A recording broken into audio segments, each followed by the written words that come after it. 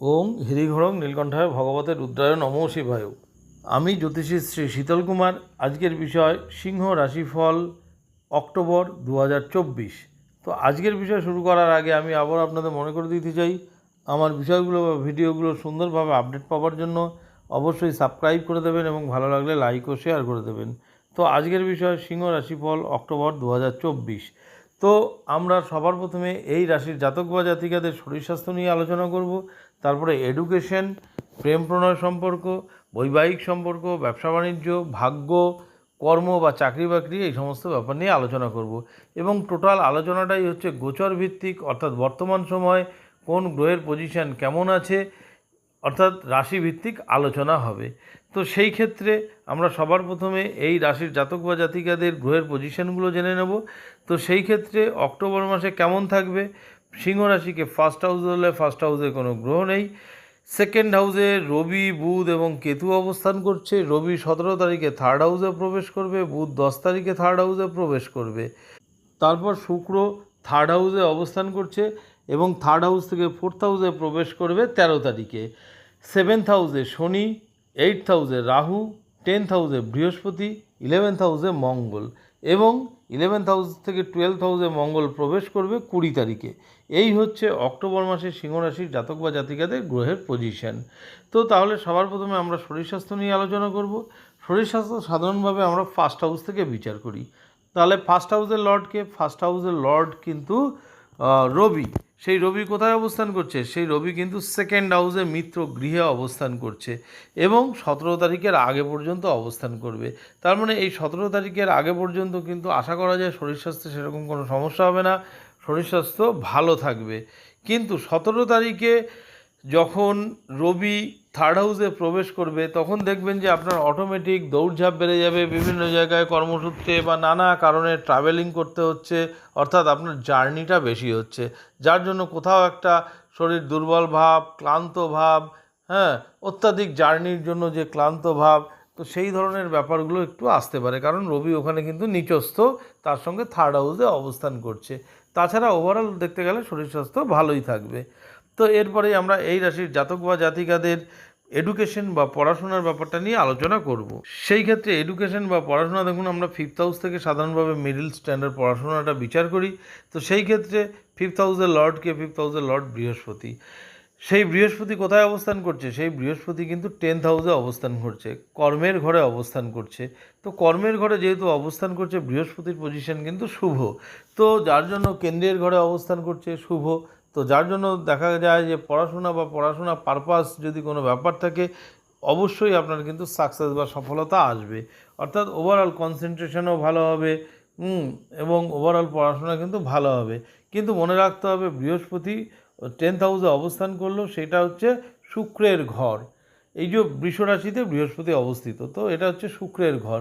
তো শুক্র বৃহস্পতি অ্যান্টি গ্রহ, তার জন্য কি আপনার জ্ঞান থাকবে, পড়াশোনাও ভালো হবে, কিন্তু যেহেতু শত্রু গ্রহ, আপনার কাজটা হয়তো, যেটা হয়তো একবারে পড়লে হতো, সেটা আপনাকে দুবার পড়তে হচ্ছে। কোনো এডুকেশন পারপাস কোনো কাজ থাকলে হয়তো সেটা একটু ডিলে হয়ে যেতে পারে, কিন্তু ডিলে হলেও আপনার কাজটা কিন্তু সাকসেসফুলি হবে।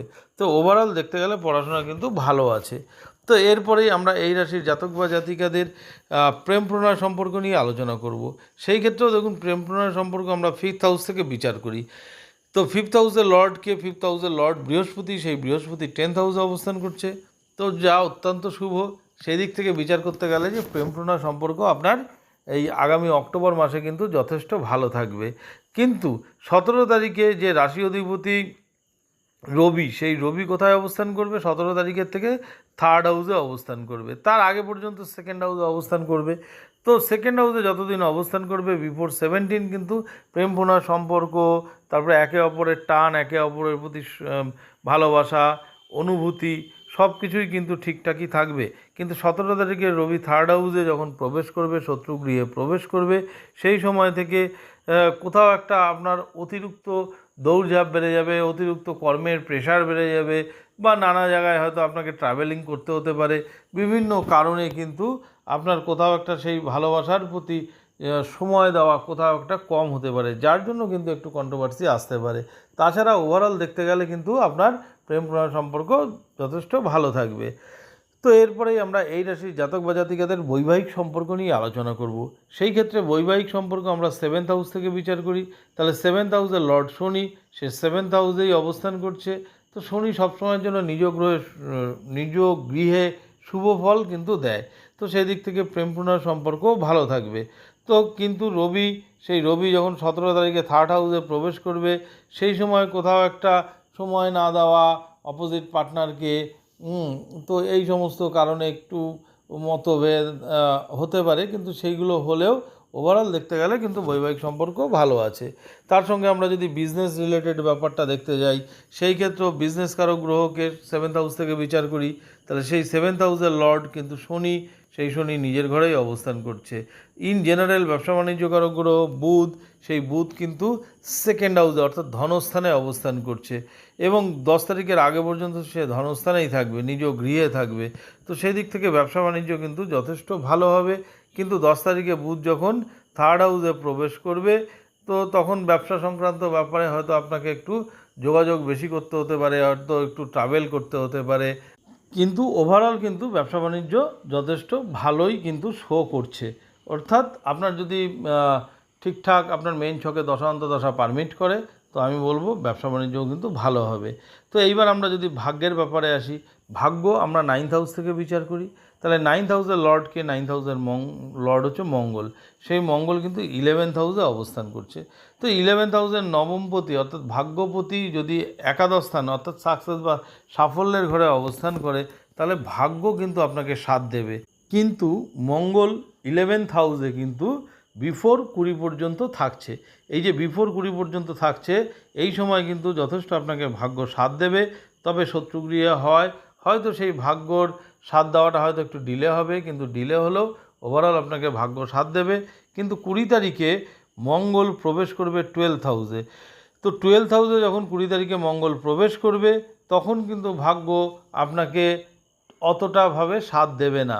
যার জন্য আপনার যদি কোনো ভাগ্য রিলেটেড কোনো কাজ থাকে, কোনো জায়গায় বিজনেস পারপাস হোক বা কোনো শেয়ার মার্কেট হোক, ট্রেডিং হোক, যদি কোনো কিছু করার হয়, আমি বলবো 20 তারিখের আগে করলে কিন্তু তুলনামূলক অনেক বেটার হবে। তো যাই হোক, এরপরে আমরা এই রাশির জাতক বা জাতিকাদের কর্ম বা চাকরি বাকরির ব্যাপারটা নিয়ে আলোচনা করব। সেই ক্ষেত্রে দেখুন, কর্ম বা চাকরি বাকরি আমরা 10th হাউস থেকে বিচার করি। 10th হাউসের লর্ডকে, 10th হাউসের লর্ড কিন্তু শুক্র, সেই শুক্র কোথায় অবস্থান করছে? 3rd হাউসের নিজস্ব ঘরে অবস্থান করছে। তো 3rd হাউসের নিজস্ব ঘরে অবস্থান করার অর্থ হচ্ছে যে কর্ম কিন্তু আপনার যথেষ্ট ভালো হবে, কর্মের মাধ্যমে সোর্স অফ ইনকামও যথেষ্ট ভালো হবে, কারণ ভাগ্যপতি আপনাকে সাথ দিচ্ছে, কর্মের মাধ্যমে ইনকাম হবে। সেই সঙ্গে 10th হাউসে বৃহস্পতি বসে আছে, তো বৃহস্পতিরও একটা শুভ প্রভাব আসবে। তো ওভারঅল কর্মের ক্ষেত্রে সাকসেস বা উন্নতি কিন্তু আপনার অক্টোবর মাসে দেখা যাচ্ছে। কিন্তু শুক্র 13 তারিখে কিন্তু 4th হাউসে প্রবেশ করবে, যদিও সেটা হচ্ছে কিসের ঘর? সেটা হচ্ছে কেন্দ্রের ঘর, সেটাও শুভ। তো সেই দিক থেকে বলা যায় ওভারঅল কিন্তু কর্মক্ষেত্র কিন্তু আপনার যথেষ্ট ভালো হতে যাচ্ছে অক্টোবর মাসে। সোর্স অফ ইনকামও কিন্তু বৃদ্ধি হতে পারে। তবে শুক্র যেহেতু 3rd হাউসে অবস্থান করছে, আপনাকে হয়তো কর্মসূত্রে একটু ট্রাভেল করতে হতে পারে। নতুন যারা কর্মর খোঁজ করছেন বা চাকরি বাকরির খোঁজ করছেন, তাদেরও কিন্তু অক্টোবর মাসে আপনারা চেষ্টা করবেন, আপনাদের কিন্তু কর্মক্ষেত্রে কিন্তু সাকসেস আছে বা সফলতা কিন্তু আপনারা পেতে পারেন। আপনারা কিন্তু রবির বীজ মন্ত্র জপ করতে পারেন। আপনারা অবশ্যই রবির বীজ মন্ত্র বা রবির যে প্রণাম মন্ত্র সেটাও জপ করতে পারেন, তাহলে কিন্তু যথেষ্ট সুফল কিন্তু আপনারা পাবেন। তো যাই হোক, এটা বেসিক্যালি গোচরজনিত ফলাফল। আরও ভালো প্রেডিকশানের জন্য অবশ্যই আমাদের যে মূল যে ছক, জন্ম সময় দিয়ে যে ছক তৈরি করা হয়, সেই ছকটা বর্তমান সময়ের কোন গ্রহের দশা চলছে সেটাও কিন্তু ফলো করা দরকার। তার সঙ্গে যদি এই গোচরজনিত ফলাফল আমরা কম্বাইন করি, তাহলে কিন্তু সেই প্রেডিকশান আরও ভালো হবে। তো যাই হোক, আমি আগেও বলেছি, আবারও বলছি, আমার বিষয়গুলো বা ভিডিওগুলো সুন্দরভাবে আপডেট পাওয়ার জন্য অবশ্যই সাবস্ক্রাইব করে দেবেন এবং ভালো লাগলে লাইক ও শেয়ার করে দেবেন। আবার আগামী দিনে নতুন ভিডিও নিয়ে আপনাদের সামনে উপস্থিত হব। ধন্যবাদ।